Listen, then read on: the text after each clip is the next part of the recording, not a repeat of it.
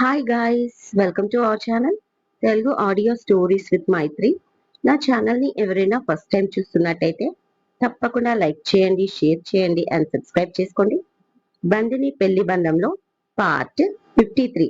ఇక లేట్ చేయకుండా స్టోరీలోకి వెళ్లే ముందు ఈ ఎపిసోడ్ లో కొన్ని హిందీ పదాలు వస్తాయి. వాటిని నేను తెలుగులో ట్రాన్స్లేట్ కూడా చేస్తాను, గమనించగలరు. ఇక లేట్ చేయకుండా స్టోరీలోకి వెళ్ళిపోదాం. తర్వాత చూసుకోవాల్సింది మీరే. మీకు ఓకే అయితే మా కారు వెనకాల కార్లో ఫాలో అవ్వండి అన్నాడు. లేదు లేదు, ఫస్ట్ మేము అన్నాడు కార్ దిగినవాడు. అదేంది అట్లా కాదు అన్నాడు మొదటోడు. అట్లనే కావాలి, లేకపోతే ఎట్లా అంటూ వెక్కే ఒక కాన్ బేరీ ఇస్తాడు.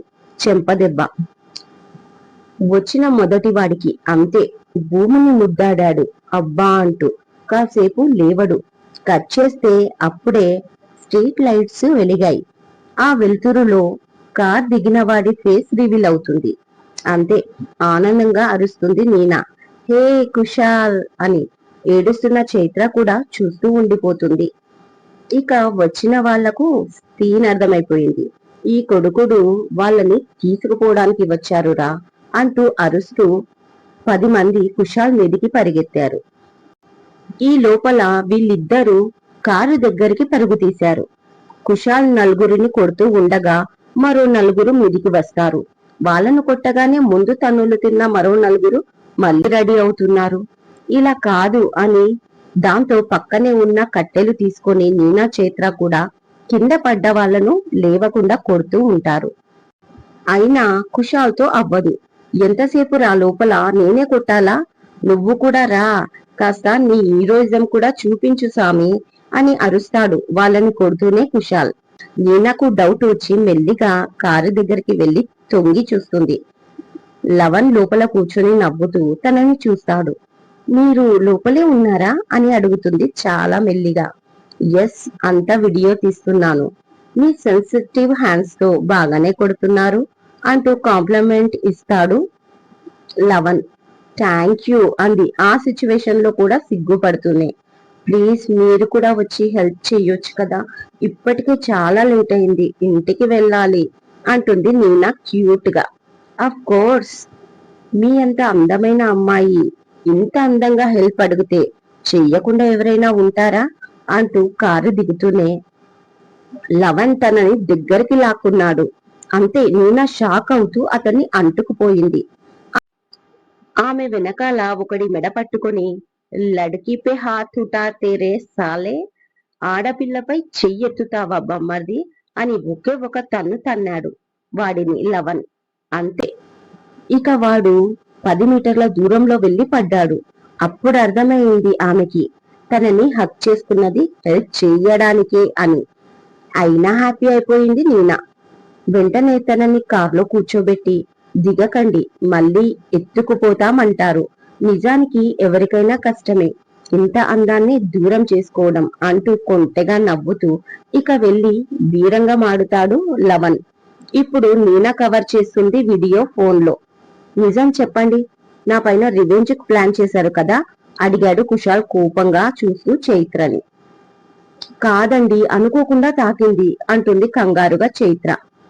వాళ్ళు కొట్టినట్టే కొట్టి మధ్యలో నన్ను కొడుతున్నారు. ఇది 3వ సారి నన్ను కొట్టడం. ఓ పని చెయ్యండి, ఒకేసారి నెత్తి మీద కొట్టండి, చచ్చి ఊరుకుంటాను, మీ పగ కూడా చల్లారుతుంది అంటూ అరుస్తాడు కుషాల్. ఇక వెంటనే ఒక పెద్ద కర్ర తీసుకుని కుషాల్ మీదికి పరిగెత్తింది చైత్ర. వామ్మో, అన్నంత మాత్రాన ఇది నిజంగానే కొట్టేలా ఉంది అని కుషాల్ అనుకుంటుండగా ఒకడు వెనక నుంచి కుషాల్ని కొట్టడానికి వస్తాడు. వెంటనే చైత్ర తన చేతిలోని కర్రతో వాడి నెత్తి మీద 2 దెబ్బలు వేసేసరికి వాడు కళ్ళు తిరిగి పడిపోతాడు. చూశారా, పచ్చకామర్లు వచ్చినోడికి లోకమంతా పచ్చగా కనిపించిందంట. నువ్వు నీ అనుమానం. రేపు మీకు హెల్ప్ చేశామంటే మాట పడడానికి నేను రెడీగా లేను. ఎందుకంటే హెల్ప్ చేయడం మీకే కాదు, మాకు కూడా వచ్చు అంటూ యాటిట్యూడ్ గా చెప్పి తన కర్రని కుషాల్ చేతిలో పెట్టి వెళ్లి కారులో కూర్చుంది. దీనికి పొగరేం తక్కువ లేదు అంటూ ఇద్దరూ కలిసి ఆ 10 మందిని చావగొట్టారు. రాజు వెళ్ళిపోయాడా అనుకుంటూ వాళ్ళ ఫ్లాట్ వైపు చూస్తే డోర్ ఓపెన్ చేసి ఉంది. మెల్లిగా డోర్ దగ్గరికి వెళ్లి డోర్ నాక్ చేసింది సియా. ఓపెన్ చేసి ఉంది కదా, రావచ్చు అన్నాడు రాజ్ తన షర్ట్ బటన్స్ విప్పుతూ. కొంచెం డోర్ ఓపెన్ చేసి, నా హ్యాండ్ బ్యాగ్ లో కీస్ కనపడట్లేదు అంది సియా. మరి చైత్ర దగ్గర ఉన్నాయా అని అడిగాడు రాజ్. లేదు, నా దగ్గరే ఉండాలి, బ్యాగ్ లో పెట్టుకున్నా, ఇందాక బ్యాగ్ పడిపోయినప్పుడు అక్కడ పడిందేమో అని సియా అనగానే ఓకే అంటూ వెంటనే తన షర్ట్ బటన్స్ పెట్టుకొని తెస్తాను ఉండండి అంటూ కిందికి వెళ్ళిపోయాడు రాజ్. కాసేపటికి వచ్చి అక్కడ ఏమీ దొరకలేదంట, మీ బ్యాగ్ లో నెమ్మదిగా చూడండి, ఎక్కడైనా చిక్కుకున్నాయేమో అంటూ తన రూమ్ లోకి వెళ్ళిపోయాడు. కాసేపటికి చేంజ్ చేసుకుని వచ్చాడు రాజ్. దిగులుగా కూర్చుంది సోఫాపై సియా. కీస్ దొరకలేదా అని అడిగాడు. లేదు, ఎక్కడ పడిపోయాయో ఏమో తెలియట్లేదు, చైత్ర కూడా ఫోన్ లిఫ్ట్ చేయట్లేదు అంది. తను నీనా వాళ్ళ ఇంటికి వెళ్లి ఉంటుంది కదా అన్నాడు రాజ్. ఇక్కడికి రాలేదంటే అక్కడికే వెళ్లి ఉంటుంది అని.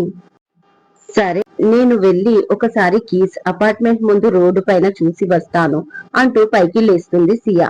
చాలా కంగారుగా కనిపిస్తుంది తను. అలా చూసేసరికి బాధ అనిపించింది రాజ్కి.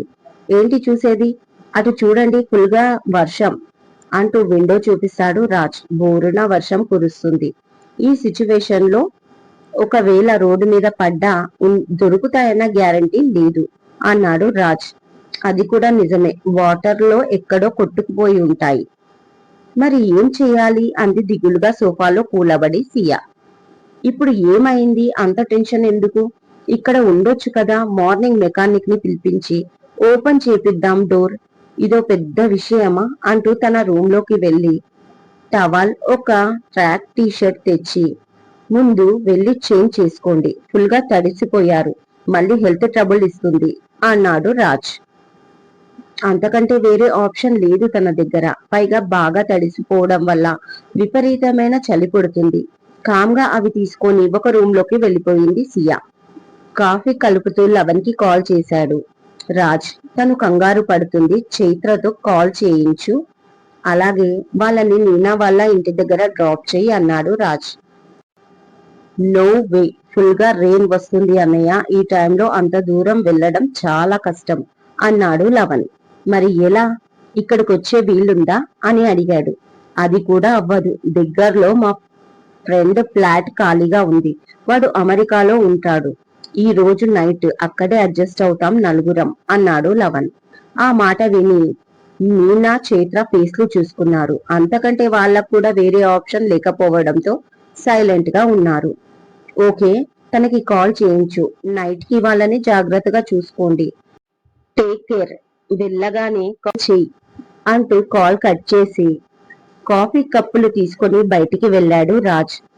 అతను వెళ్లేసరికి విండో దగ్గర తల తుడుచుకుంటూ ఉంది సియా, నిలబడి వర్షాన్ని చూస్తూ. తన ట్రాక్ టీషర్ట్ లో మునిగిపోయింది, కట్టెకు బట్టలేసినట్టుగా ఉంది అని సియాని చూసి చిన్నగా నవ్వుకుంటూ సియా అని పిలిచాడు రాజ్. వెనక్కి తిరిగి ఏంటి అన్నట్లుగా చూస్తూ కాఫీ అంటూ కప్పు ఇచ్చాడు. ఈయనకు కాఫీ కలపడం కూడా వచ్చా అని డౌట్ఫుల్ గా చూస్తూ తీసుకుంది కప్పు.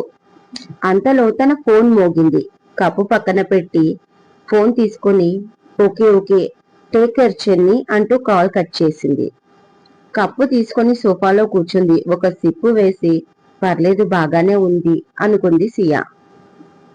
అంతలో రాజు వచ్చి తన ఎదురుగా కూర్చున్నాడు కాఫీ తాగుతూ. మెల్లిగా రాజు వైపు చూసింది, కానీ తను ఏదో ఆలోచిస్తూ కాఫీ తాగుతున్నాడు. కావాలని తీసుకున్నారు కదా ప్రాజెక్టులో షేరింగ్ అని అడిగింది కోపంగా సియా. కాదు, కావాలని ఇచ్చాను అన్నాడు రాజ్. అంటే ఆశ్చర్యంగా అడిగింది సియా. నాకు వచ్చిన ప్రాజెక్టుని మీ కంపెనీ షేరింగ్ ఇవ్వమని చెప్పింది నేనే అన్నాడు రాజ్.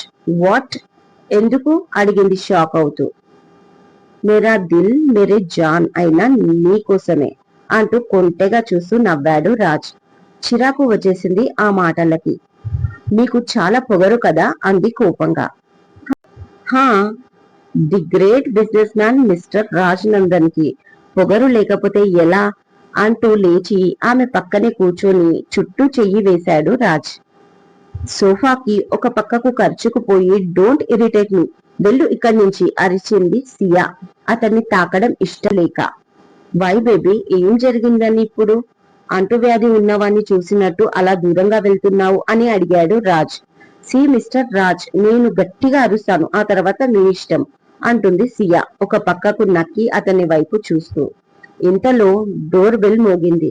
మీరు అరవక ముందే వచ్చేశారు ఎవరో అంటూ వెళ్లి డోర్ ఓపెన్ చేస్తాడు. తను లవన్ కుశాల్ అనుకుంది. ఈ డ్రెస్ లో ఈ రూమ్ లో వాళ్ళని నేను ఎలా ఫేస్ చేయాలో అనుకుంటూ.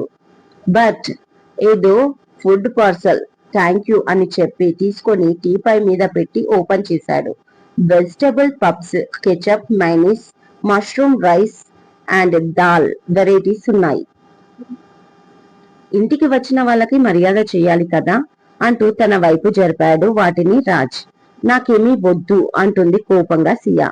పార్టీలో కూడా సరిగ్గా తినలేదు కదా సియా, నా మీద కోపం ఫుడ్ పై ఎందుకు చూపిస్తావు అన్నాడు రాజ్. షాక్ అయిపోయింది సియా. తనకెలా తెలుసు అనుకుంటూ, నిజమే, తను పార్టీలో సరిగ్గా తినలేదు ఏమి. జస్ట్ వెళ్ళగానే వెల్కమ్ డ్రింక్, ఏదో వెజిటబుల్ టీకా తినింది. ఫుడ్ సెక్షన్ కి వెళ్దాం అనేసరికి శశాంక్ పిలిచాడు. ఇక అతనితో తన మాటలు గతంలోకి తీసుకెళ్లాయి. దాంతో పాటు రాజ్. ఇక మనసు బరువుగా అనిపించి అలాగే వచ్చేసింది. దారిలో ఉన్నప్పుడు బాగా ఆకలిగా అనిపించింది. నో, నాకొద్దు, ఆల్రెడీ 12:40, ఈ టైంలో ఫుడ్ ఏంటి అంటుంది సియా.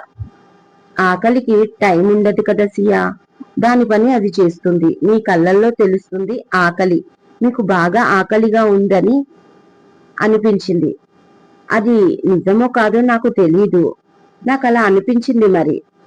ప్లీజ్ సియా, నా మీద కోపం ఉంటే నా పైన చూపించు, ఫుడ్ పైన కాదు. నేను కూడా సరిగ్గా తినలేదు, మీరు ఓకే అంటే ఇద్దరం షేర్ చేసుకుందాం అంటూ వెళ్లి 2 ప్లేట్స్ పట్టుకొచ్చాడు. ఒక దాంట్లో పప్స్, కెచప్ అండ్ రైస్ పెట్టి స్పూన్ తో ఇచ్చాడు. ఇక బెట్టు చేయకుండా కామ్గా తీసుకుంది సియా. తను కూడా అలాగే ప్లేట్ సర్వ్ చేసుకొని ప్లీజ్ హ్యావ్ ఇట్ అన్నాడు రాజ్ సియా వైపు చూస్తూ. ఇక తను తినడం మొదలు పెట్టింది. వేడిగా ఉండడం ఇంకా తనకి ఆకలిగా ఉండడంతో రుచిగా అనిపించాయి. తింటూనే మా బాస్ నన్ను ఈ ప్రాజెక్ట్ కి హెడ్ గా ప్రమోషన్ చేశారు అంటుంది. బాస్లు అంతే, అందమైన అమ్మాయిల్ని చాలా త్వరగా ప్రమోట్ చేస్తారు అంటాడు రాజ్. మీరు అలాగే చేశారా అడిగింది సియా.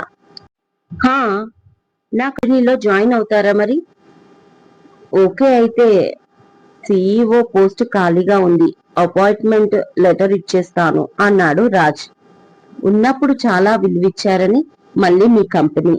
నేను అడిగేది క్రిస్టియానా గురించి అంటుంది కోపంగా సియా. ఓ క్రిస్టియానా, ఏమో, దాని ఫేస్ ఎప్పుడు గమనించి చూడలేదు అన్నాడు రాజ్ తన ఫ్లోలో.